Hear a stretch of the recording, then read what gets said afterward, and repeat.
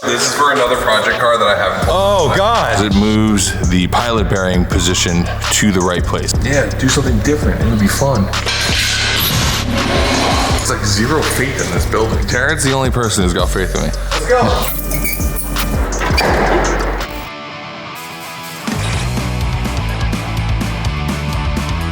All right, so today's update on Scotto's Gymkhana GRiD car that he's gonna be racing. Oh wait. Damn, you're playing him dirty. I'm just saying. The level of indecision on Scotto's VR6 build is questionable because there's another motor. This also appeared right next to it. This calls so much into question for me. Why did another engine appear next to this one? There's gotta be a backup plan. That's your well, I don't even know what that is. Volkswagen motor is your backup plan, not just the stock motor. 4AG. Yeah, I mean, look, I know who my audience is. It's not Toyota kids. People watching this are like, it's put a Volkswagen engine in.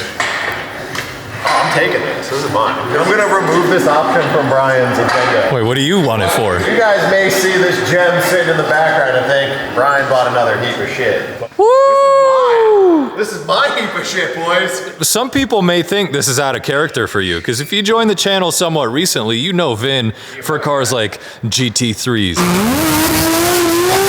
and BMWs. That's the roots. My first car was a Mark III 2-liter, but I always wanted a Mark II, specifically with a VR. So I found this thing, original owner, 92 GTI for 3,500 bucks. Can't beat it. It's pretty nice. Just don't look at the front bumper, but I won't zoom in. Very lucky to have been around motorsports for a long time, and what I've learned is brakes are absolutely crucial to going fast. So I like to use Hawk pads because they have a pad for all kinds of motorsports, anything from circle track, rally, road racing, autocross, everything in between. They have something for you. And guess what? Here's the best part. You don't need a big brake kit to stop well. It's two things. You need the right pad and you need really good fluid. And Hawk has both of those on their website for you. Hawk pads can live in up to 2,000 degrees Fahrenheit of operating temp. That's insane. And it's all from the same Hawk pad that you could buy. So head over to hawkperformance.com. It's a super useful website. Get the right pad for you. Save your money on that big brake kit. So will this make it into this or that? You guys probably thinking, wait, didn't we see this already? But last time, I didn't have a transmission attached to this. I went one route, which didn't work. I figured it out with camera, and then so I ordered a bunch of different things. Most people who do VR swaps into things, or like longitudinal, typically put them into Audis. They just use this plate, which just adapts it to the Audi trans, and that's it. Right. But I had to find this, which is actually a bell housing adapter that QuickTime makes that then adapts it to like T5 pattern. It's like a Chevy like 4-bolt pattern. But you can also connect the TKO trans. So I hit up American Powertrain. Hey, can you send out a trans? I want to see if this will actually work. So I have one of their trans here because they make a really small trans. But we'll get that. The TKX is strong as a T56. Could take 8,000 RPM shifts, like 600 foot-pounds of torque, but it's small. It's nice and compact. Dress-up bolts. Yo, the dress-up bolts, by the way. By the way, I will admit this is jumping a little ahead. Ordering all of the hot hardware. This is my tension puller. My God. This is my power steering pump. I don't know what any of this shit is, and I'm fucking scared. What's it? Probably not today's. This is for another project car that I haven't told. Oh God! You shouldn't be here. Editors, make this disappear. No one should know about this car yet. You do not run from your problems. First up, mount it all together, dive it in, figure out how mounts work, and by that point, everyone here will have laughed, and I'll be the only person. What do you mean by that point? The second I stop. Yeah.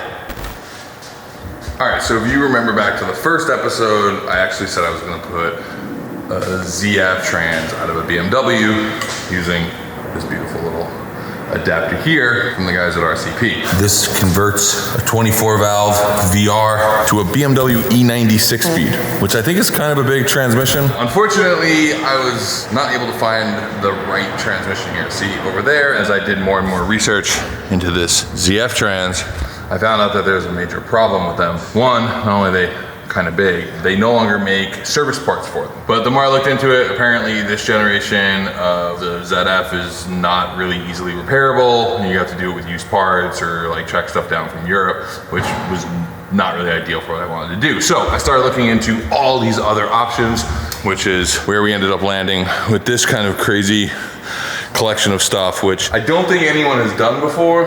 Maybe they have, and if you have, tell me how you figured it out, because I'm still figuring it out. So we're gonna start with this, and this is actually a factory Volkswagen part. You can get these from 034. Actually have one on order with my buddies at Corollas sent me this one for a mock-up. And then you take this and this piece, which most people use this to convert VR6s into the Audi bolt pattern or the 4-cylinder Volkswagen patterns. But this is basically what Volkswagen used to make their VR6 into a longitudinal setup. So first I use this. With this, I need this, the 034 longitudinal VR6 flywheel.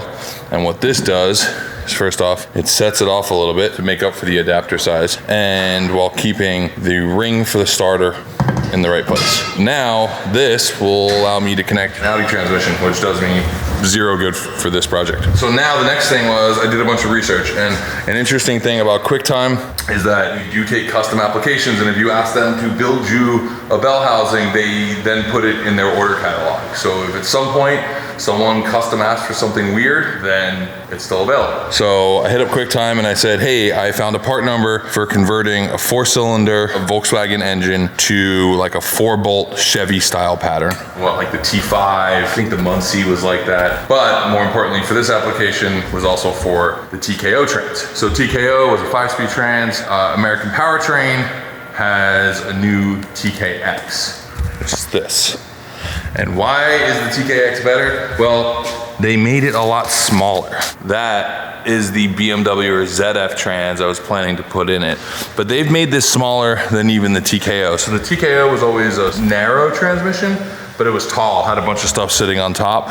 They've removed that, and they also make a bunch of different variations of where you can put the shifter. So I'm hoping that between all of the nice little parts they've included in here, we will be able to get this thing to fit in the right place. Because one of the biggest problems about the 86 is the tunnel is super narrow because the 4AG had really small trans. And so we need a tiny trans. But the most important part of this, other than I think it'll fit well, is that this thing comes in a ton of different variations in terms of gearing, and I can easily repair it, and it's way, way, way more stout than that thing is. Everybody at Hoonigan's left except for Jared. And Jared was like, oh, I have a hard out, I really have to leave, so we're gonna try to rush and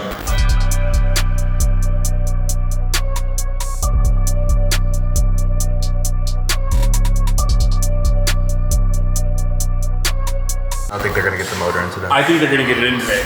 Why are you gonna doubt your boys? I'll believe it when I see it. I don't know if Angela's my boy. You're my boy. That's my fucking boy. I don't. This guy over here. Have you seen you ever see the boogers he put on my roll cage? I don't think we're friends. You ever think maybe it was because this guy was hungry? Maybe his lunch was late. Who dropped the ball there? Who dropped the ball? Who dropped the ball? This guy asking the important questions. Welder, fabricator, painter. We do it all here. Yeah, seriously. We're gonna get the motor in We're gonna get the motor today. I'll believe it when I see it. Also, you're leaving now, right? It's 5:40. We're out of here. Yeah, I figured as much. There's like zero faith in this building. Jared's the only person who's got faith in me. Let's go. All right, so we've got this, which is the OEM adapter that Volkswagen makes, and we have the 034 Motorsports set up here. So this spaces this properly so that the starter and everything lines up nicely here, so that way I'll be able to use the factory starter setup for this bell housing. But what it also does is it moves the pilot bearing position to the right place, which I am really hoping is the right place for that transmission, not that one, but that one. Because realize the guys at 034 have never used this before with a TKX, so we're figuring this out as we go. I was explaining this to the guys at American Powertrain, and they were like, oh yeah, I think we've got the right thing for you to be able to try to make it work. So what they've done was this bearing, which is really just a brass kind of bushing that they put around it. We'd put this in this way, and we would mill this down to fit inside the hole, and hopefully that all lines up. So what we're doing right now is just tucking this in, just so we can throw the transmission on once we get the bell housing and everything on the transmission, and just make sure that our input shaft lines up to what looks like far enough in that it'll sit nicely in the pilot. So we will see.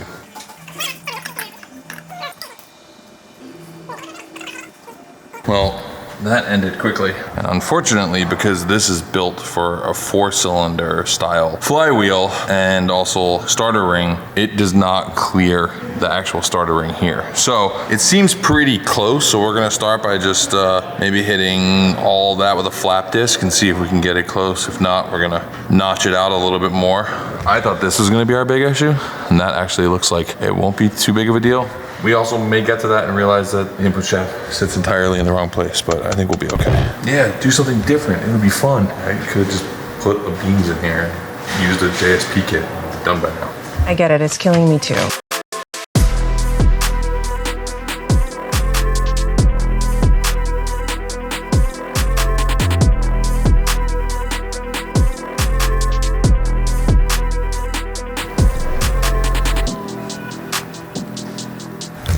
There it is, 24 valve VR6, mated to TKO 5-speed. That makes it a rear wheel drive. We did have to make some adjustments and notch this, but you don't even see it, didn't even come through on the outside, and just a little bit of clearancing. Looking through this hole, which is the reason why I put the flywheel in for mock-up, because I wanted to see where the input shaft sits. It looks like it sits a little too deep. You can kind of see in there. There you go, you can see that perfectly. The splines are sitting inside of where the bearing would sit. So there's a couple ways to fix that. One would be to make a whole new flywheel. The other one is to build a spacer here and back this off to the right amount. But right now I'm just really eager to see if I can get all of this to fit in here and really question how much of this firewall is gonna need to get hit with a hammer or cut with a saw and repatched and all of that. And also see if this clears the hood line. And I have my new Sabon carbon hood to mock all that up. Just get this thing mounted on an engine lift and get it done. But before that, another thing, this oil pan was entirely too deep, right? I mean, that is a honker of a pan. There is a shorter kit out there, but for this application, I needed to go ultra short. So I called my buddy Issam. Issam made a bunch of cool stuff for my Coupe Quattro, including my really rad valve cover, like the patron saint of Audi Volkswagen guys who like weird obscure engines. He's a great engineer and designs a bunch of really cool stuff. And he designed this. And then in a really cool, weird world, Issam, or Iabed, which is his company name, then John Rusikoff, or JSP, who has been doing stuff like this for AE8s. So he printed this for me. This is just a 3D printed plastic just for mock-up. We don't know exactly how it's going to fit. Want to make sure that it clears the crank. See how this works. I may not need this last one, which might give me a little bit more clearance. Anyway, let's get it on the engine and then let's try to get the whole thing in the car.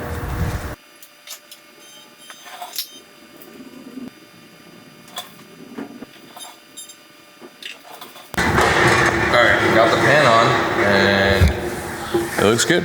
Gives us a lot more clearance. Just picture a nice billet CNC aluminum, look really good. By the way, if you were wondering why it's two pieces, that's not how it's going to be. It was just easier to print on the smaller printer. If you understand what a dry sump is, like go get a snack, I'll quickly explain.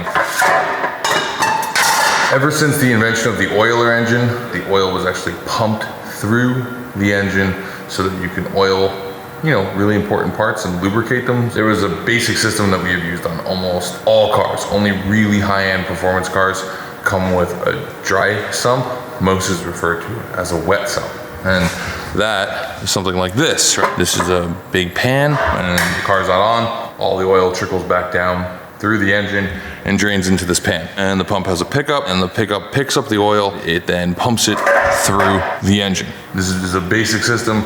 It works quite well. Until you start going around turns really fast or continuing to have some type of motion, even just really fast in a straight line, right? If you're sloshing oil around, sometimes it's harder to pick it up. The dry sump was invented, and the concept of the dry sump, instead of storing all of the oil in the bottom of this, now you have this which scavenges the oil after it comes back down through, and it moves the oil into a tank. And now that tank then is connected to a pump. Will run off of the main drive system. Basically, the oil's coming back out of this, going into a tank, sometimes through a cooler, and then back into this. And basically what it's guaranteeing is that there's never a moment where you have oil slosh and you get into a situation where you can't pull up the oil. Dry sump is the move for higher performance. I'm not saying that I need that level of performance. I'm saying that this really helps me fit this really big engine into this little car. So not only do I have to install a pump and maybe relocate some things to make that work, I also have to store the tank that the oil goes in. So I need to find somewhere that makes sense to do that. And that's either somewhere in the front of the car, which is not a lot of room for, or I have to run it somewhere else, which now means I have to run lines to get to that, which means I have to run more oil capacity, which means that I may have to run a stronger pump to move that oil. So it's definitely complicating things. So if I could make a wet pump work, I would, but I just don't think I'm going to have the space to do that. So this fits, and let's get this thing up on to an engine hoist to tuck it in there. My least favorite thing to do by myself, because this is definitely like a 2 to 3 person job, but let's see how far we get.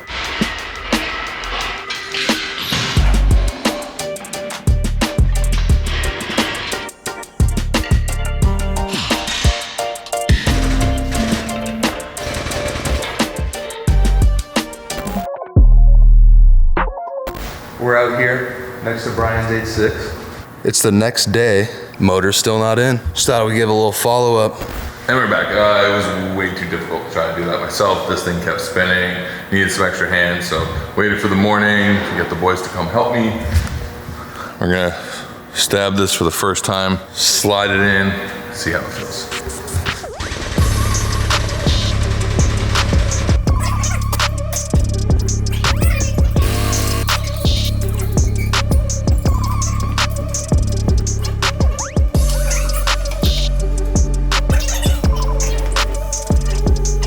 Oh, look at this, would ya? So we got on a little bit of a diet. We removed the valve cover to give us a little bit of extra space there. Try to kind of wiggle it in, see how close we can get it. We removed some sensors, because who cares about hand positioning? I don't even think you need that to run an engine. I actually think, yeah. There we go. Oh, Ooh. we need to drop the front of the motor. Oh, like a glove. Guys, I hate to say it, but this looks like it belongs here. Subframe spacers are definitely a must. It is so on top of the rack that you have to pull the engine to replace the rack. How much space are you gonna run on the subframe? I don't know. I mean, I think the next phase now is to probably position this thing in here and then lift it up and pull the subframe out and try to start to space it from underneath.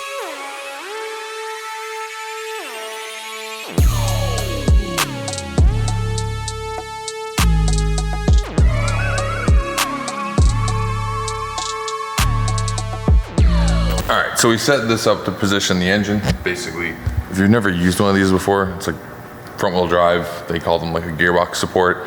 Usually you use this hanging the engine on a front wheel drive car so it doesn't drop down, you know, like how Ron's engine is. See, slacks down. Anyway, so we set this up with just a bunch of different ratchet straps to level it, and this is good because now we can just slightly adjust to get it positioned. But as you can see underneath, this is literally touching. You can't really make this pan any more shallow. What we're gonna do is we're gonna lower the subframe, and this is what guys do when they do beam swap. JSP makes a few different kits. The thickest one they make is 1.75. We're gonna start with 1.75 and then trim it back as it seems to make sense. So anyway, I'm gonna lower this. There's also an additional kit to make all this geometry work right, but we'll start by getting this piece lowered. If that all works and that looks good, then we'll mock up some motor mounts, which is not actually really easy. Mocking up this mount will be okay, but this one we're gonna have to actually build a plate to go here and then mount it from there. But let's get everything to fit somewhat. Are you telling people what's easy and not easy about this? Everything's not I'm telling easy. myself. I'm not even talking to them. I'm just talking out loud. I mean, I'm impressed. This whole scenario, this is cool as shit. Yeah, by this the is way. cool stuff. Like, it looks really good. Like, it kind of fits in there. Sort of. Yeah, kind of, sort of. Yeah. It'll work. It's just how much work it'll take to get there. Everything's gonna be fine. All right, so these are the subframe spacers from JSP. And then these are what you use to help fix the geo up front. So front supports. Obviously you need longer hardware. So let's get these in first. That'll kind of help us with the spacing. We'll throw those in later.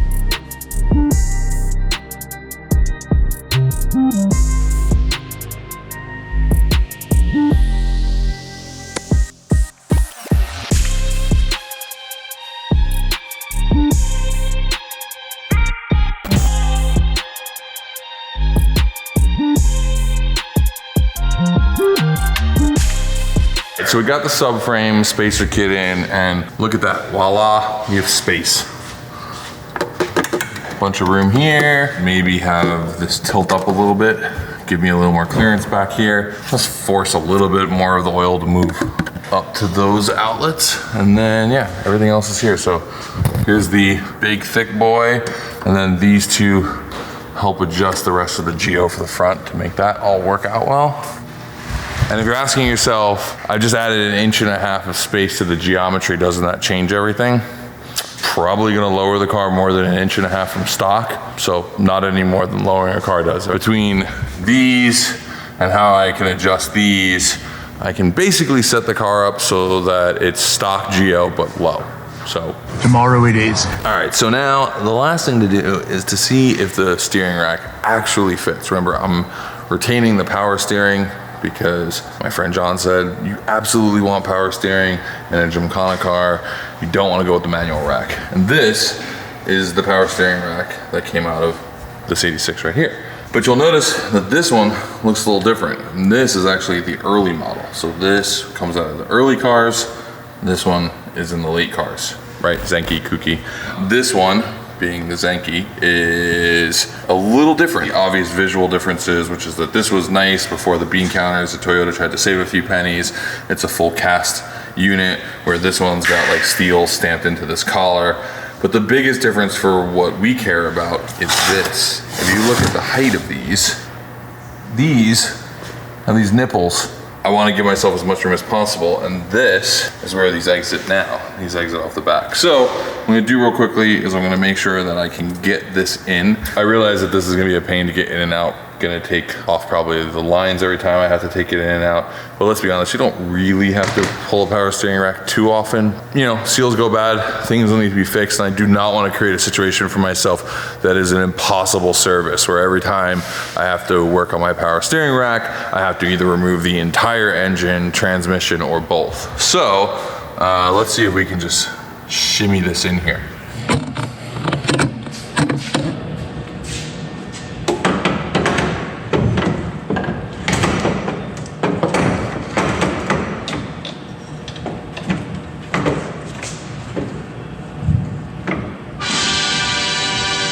And look at that, voila. So that fits pretty good, that's sort of in place. Those won't be particularly great to service, but they're kind of out of the way. But as you can see, the other ones would have sucked. They would have gone up and been like touching right here, would have been really hard to get in and out. This looks like this fixes this. That makes me feel pretty good. Okay, so what does that mean?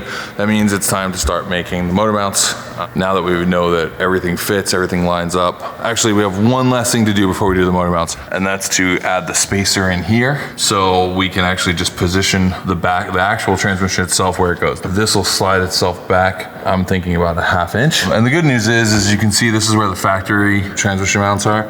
If this actually comes back 1/2 inch, it's almost perfect to be able to use the factory mounts to set all that up. Pretty happy with that. And the other thing I'm really excited about is we got a new tool, which we'll dig into next episode working on the Corolla.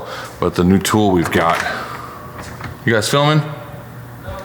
Sorry, these guys are in here filming, just doing other stuff. All right, so anyway, the new tool we got though that I'm pretty excited to dig into is this. This is our new fast cut plasma table, and it's got a bunch of really cool things in it, but the thing that it has that's coolest setup is it actually has like a mat where you can make things out of cardboard and then trace them out, and then they'll cut this. So jabronis like me who aren't good at like SolidWorks can make quick brackets. So we're gonna figure all of that out next episode and cut through like a quick list of other things that need to get done.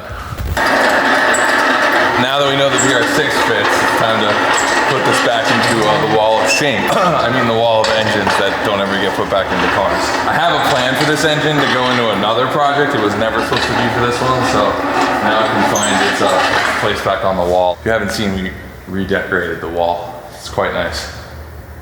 Here's my ABF, which is basically the same engine as that. The original 6.4 out of the Rolls-Royce. Some World War II tank engines. That guy needs help. And also, I'm trying to get this thing on the wall and strapped up real quick because Vinny works a little faster than me and I really don't want him sticking this into his car. Sorry, Vin. Hope you guys have enjoyed this super boring 8.6 build. We have a lot more episodes to go through. It's gonna be 69 episodes total. Okay, I'm kidding, it's not boring. I'm just hating because he gets all these cool, nice parts. Honestly, this is too much car for a Scotto.